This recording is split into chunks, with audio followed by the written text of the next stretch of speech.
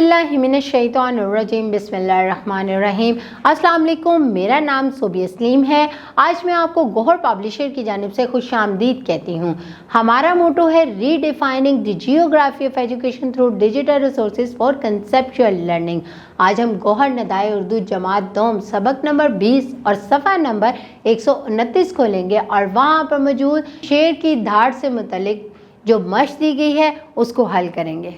अब हम इस सफ़े पर सवाल नंबर 1 देखते हैं। नज़म के मुताबिक दुरुस्त जवाब पर दायरा लगाएं। पेड़ पर बैठी थी, पेड़ पर कौन बैठी थी? चिड़िया बैठी थी, चिड़िया पे दायरा लगाएं। चील साथ आई थी, किसके साथ आई थी? मैना के साथ, जल्दी से दायरा लगा लें। मैना अपने साथ लाई, मैना किसको लाई? चील को, चील पे दायरा लगा लें। तोता खाना चाहता था, क्या खाना चाहता था? बेर खाना चाहता था, इस पे दायरा लगाएं। शेर के धाड़ने का नतीजा निकला, क्या निकला? सारे परिंदे उड़ गए। आपको तो ये बहुत अच्छे तरीके से आती है पहले से ही।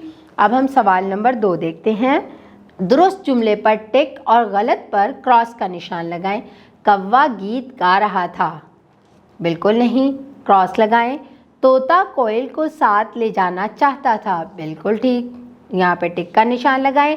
हाथी चूंटी से डरता, बिल्कुल ठीक, इस पे भी टिक का निशान लगाएं। सब परिंदे शेर के डर से भागे, बिल्कुल ठीक, इस पे भी दुरुस्त लगाएं, टिक का निशान। मैना तोते को साथ लाई थी, यहाँ पर क्या आएगा? तोते को तो नहीं साथ लाई थी, चील को लाई थी, क्रॉस का निशान लगाएं। अब हम जल्दी से सफ़ा नंबर 130 खोलते हैं और वहाँ पर सवाल नंबर 3 देखते हैं।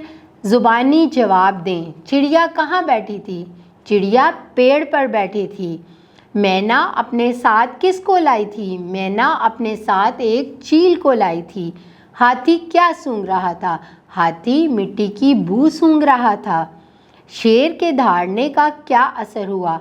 शेर के धाड़ने का ये असर हुआ कि सब परिंदे बारी बारी उड़ गए। अब हम सवाल नंबर 4 देखते हैं। जवाब लिखें। ये जवाब अपनी कॉपी पे लिखने हैं। शोर किसने मचाया? शोर कौवे ने मचाया।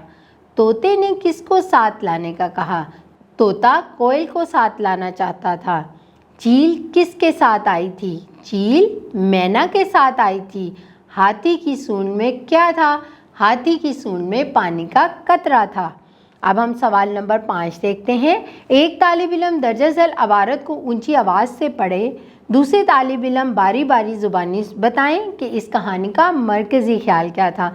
मैं ये अबारत पढ़ती हूँ, आपने गौर से सुनना और मरकज़ी ख्याल के बारे में बताना है। आमिर दूसरी जमात का तालिब इल्म था। वो बेहद ज़हीन और अक्लमंद लड़का था। वो कभी किसी को तंग नहीं करता था। जब वो वज़ू करने के लिए पानी इस्तेमाल करता तो बहुत कम पानी इस्तेमाल करता था। कमरे से बाहर जाते हुए हमेशा सारे बटन बंद कर देता था। मोबाइल फ़ोन लेने के लिए ज़िद नहीं करता था। वो टीवी भी कम कम ही देखता था। उसके वालिदैन हमेशा कहते थे कि हमारा ये बेटा इंतहाई कफ़ायतशार है। इसका मरकज़ी ख्याल क्या होगा? बहुत आसान, इसका मरकज़ी ख्याल है कफ़ायतशारी, है ना, क्योंकि वो कफ़ायतशारी इख्तियार करता था अच्छे बच्चों की तरह। अब हम सवाल नंबर 6 देखते हैं। दर्ज झेल अबारत को रवानी के साथ 1 मिनट में पढ़ें। ये एक अबारत है, इसको दुरुस्त तलफ़्फ़ुज़ से आपने मेरे साथ पढ़ना है। किसी जंगल में 2 शेर रहते थे। एक दफ़ा वो आपस में लड़ पड़े क्योंकि एक शेर चाहता था कि सारा जंगल उसका हो जाए और वो जहाँ से चाहे शिकार करे। दूसरा शेर चाहता था कि आधा जंगल उसका हो और आधा दूसरे शेर का। उन्हें अपने अपने हिस्से के जंगल से शिकार करना चाहिए। आखिरकार उन्होंने आधा आधा जंगल बांट लिया।